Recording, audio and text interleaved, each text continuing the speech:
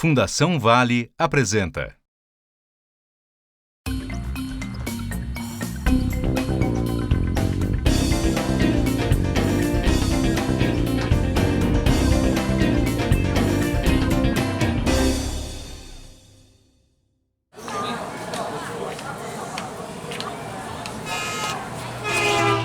O grande desafio da sociedade brasileira que não está sendo enfrentado é o nó da terra.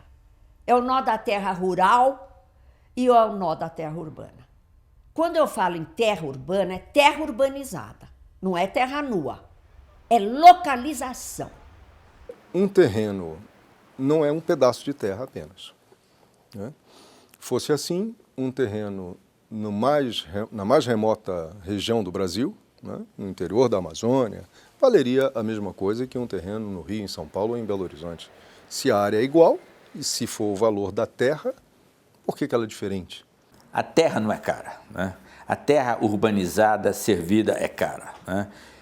O que é caro são os serviços e a disponibilidade de terras com os devidos serviços para todos que necessitam. E esses serviços se chamam serviços públicos. Serviços de educação, de transporte, de lazer, proximidade com oferta de bens comerciais, enfim, culturais, educacionais, toda essa profusão de meios que se põe à disposição de um pedaço de terra na cidade, vem de onde? Vem do esforço coletivo, vem do investimento público que é feito com o dinheiro de todos. Como os serviços e a terra não são generalizados, não existem em todo lugar todos os serviços, aqueles lugares que têm serviços passam a ser bastante desejados e, com isso, o preço sobe como qualquer outro produto no mercado, né? Aquilo que é escasso, relativamente mais escasso, o preço, em geral, tende a ser mais alto. E isso leva essas pessoas para situações as mais periféricas possíveis, exatamente pela incapacidade de pagar os preços que o particular cobra por um pedaço de terra ou por um imóvel feito nesse pedaço de terra, que se vale de quê? O que faz esse imóvel valer mais? O investimento que é público. Essa lógica, né, tem que ser questionada. E o Estatuto da Cidade, então, ele traz instrumentos que dão a possibilidade para o poder público, de alguma forma, se apropriar dessa valorização que foi o próprio poder público que fez.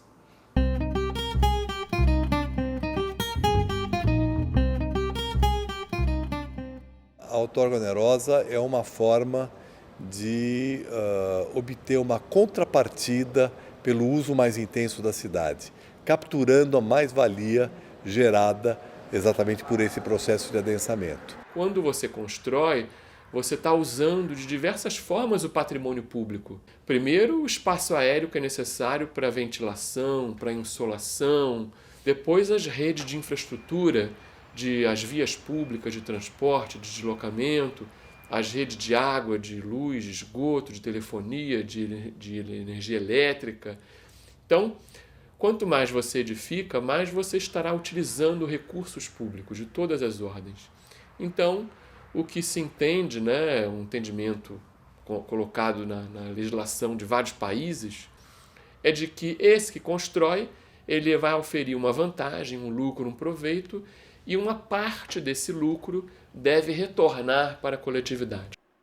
Vai se utilizar o recurso do processo imobiliário para se garantir objetivos estratégicos do plano diretor, que é atender a população de baixa renda bem localizada na cidade e o transporte coletivo. Então, a outorga onerosa é uma maneira de é um dos instrumentos necessários para você controlar os mercados, redirecionar e ter uma cidade mais justa. Um dos grandes avanços do Plano Diretor de São Paulo foi estabelecer que o coeficiente de aproveitamento básico dos terrenos é 1. O que quer dizer isso? Quem for construir mais do que uma vez a área do terreno, por exemplo, né, pode-se construir, vamos dizer, 4 vezes numa certa área, junto, por exemplo, à estação de metrô, porque a ideia é que se possa construir 4 vezes nas áreas de transporte coletivo. Então, a pessoa que tem um terreno, por exemplo, de 2.000 metros, ela vai poder construir 8.000 metros. Só que tudo que ela construir acima de 2.000 metros, os 6.000 adicionais, ela terá que pagar uma outorga onerosa para a prefeitura. Um valor que pode ser significativo, mas nós também tomamos cuidado de evitar que fosse um valor proibitivo, ou seja, que fizesse com que o empreendedor desistisse, por exemplo, de construir. Por quê? Porque também interessa que o mercado imobiliário atue. Só que ele, ao atuar, ao utilizar mais intensamente o solo urbano, ao se beneficiar dos investimentos que forem feitos, ele pague uma contrapartida para o poder público poder aplicar em regiões que ainda não receberam, aquela infraestrutura, aquela qualificação urbana que no lugar onde o empreendimento for realizado tem. Então, instrumentos deste tipo estão nessa caixa de ferramentas que se chama Estatuto da Cidade, que é uma lei que surgiu em decorrência da Constituição de 88, exatamente para permitir aos gestores públicos, ao poder público, atuar no sentido de reduzir a desigualdade no espaço urbano. As cidades brasileiras hoje, elas estão ingovernáveis por causa do aumento de preço do metro quadrado dos imóveis, terreno ou construção. Elas se tornam... É como se a sociedade toda produzisse uma riqueza que fosse apenas para o bolso dos proprietários. A cidade toda fica pobre, porque para o poder público construir uma creche, ele tem que pagar o preço de mercado por uma propriedade. E o preço de mercado subiu no Rio de Janeiro entre 2009 e 2012, 181%. E em São Paulo, 154%. A revista Exame é que deu o número. A maior alta do mundo. Como é que a gente pode fazer uma cidade inclusiva, com essa especulação? Especulação é a mesma coisa que jogo. Uma outra questão que vale a pena mencionar, que é o processo de valorização imobiliária, que a imprensa, o poder público anuncia como algo extremamente positivo e que muitas vezes a população incorpora. Meu apartamento agora está valendo, sofreu uma valorização de 100%, não está mais valendo 200 mil, está valendo 400 mil. Meu apartamento agora vale 500 mil, meu apartamento agora vale 1 milhão. O imóvel não valoriza, o imóvel sobe de preço, ele se inflaciona, porque você não fez nada para ele valorizar, ele subiu de preço. Por exemplo, você vai à feira e lá tem um tomate, uma semana você comprou o tomate por R$2 o quilo, e na semana que vem você vai à feira e ele subiu para 4, o vendedor não vai dizer, meu tomate valorizou. Não, seu tomate subiu de preço, seu tomate inflacionou, você pode comprar menos tomate.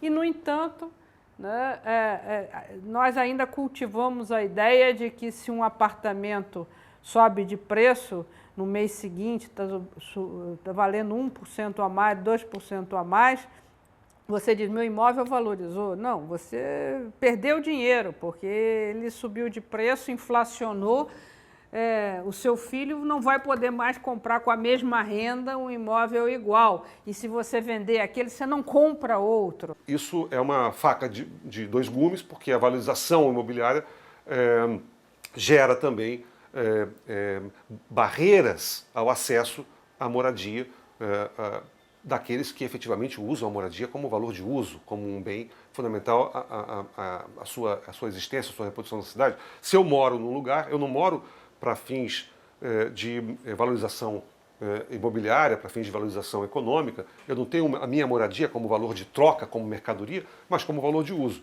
Quer dizer, então, a valorização imobiliária pode ser algo, inclusive, que bloqueia a possibilidade de acesso das pessoas a esse bem fundamental que é a moradia na cidade.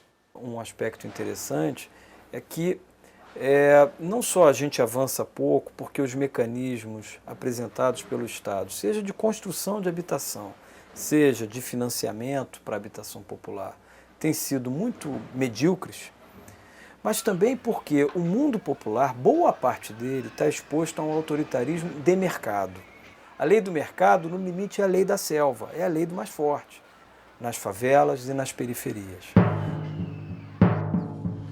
Aqui em Belém, em 1996, foi redefinido todos os bairros de Belém e o mercado imobiliário disse quais eram as áreas prioritárias para ele.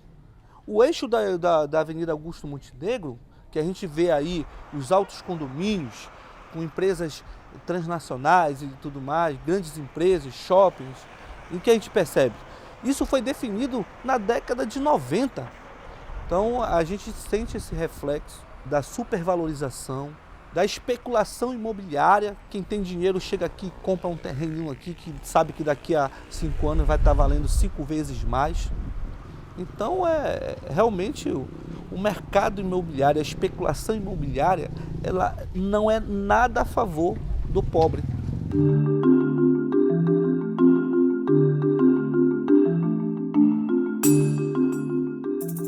O IPTU é mal visto, é impopular, porque é um imposto muito visível, né? Não é como o imposto que você paga muito mais imposto e é muito pior distribuído que o IPTU quando você vai ao cabeleireiro, quando você compra leite, quando você compra uma roupa e assim por diante. Você paga uma enormidade de impostos de uma forma extremamente desigual, principalmente os impostos indiretos no Brasil, o consumo, que são distribuídos de uma forma bastante desigual, né?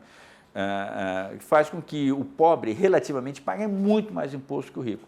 O IPTU, de certa forma, é muito mais justo sobre isso, só que esse é um imposto visível e o outro imposto não é visível.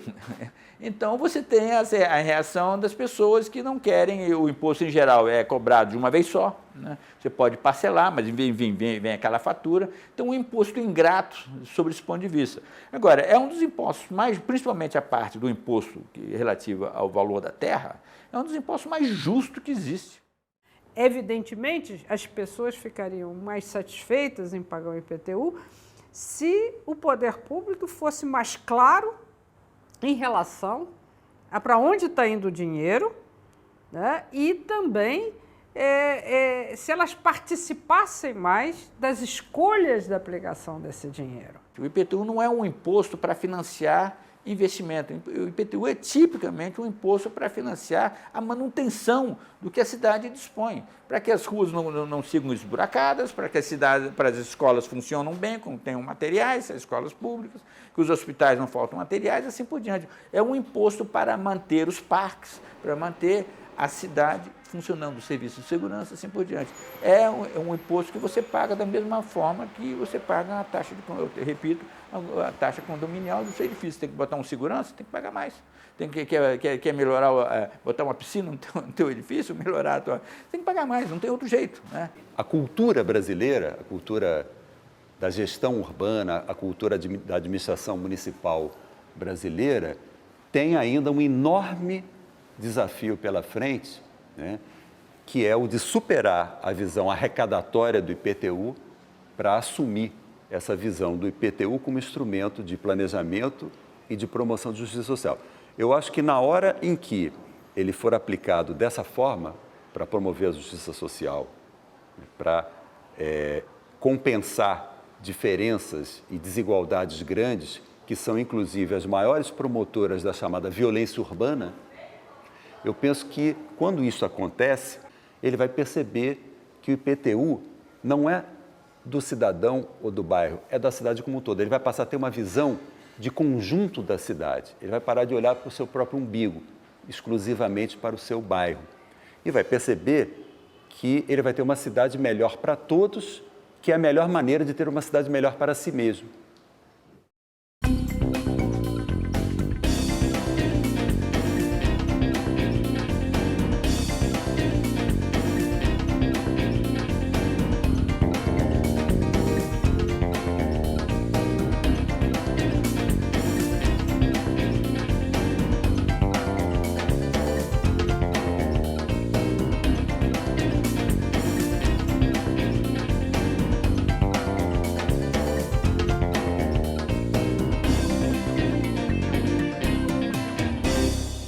Oferecimento Fundação Vale.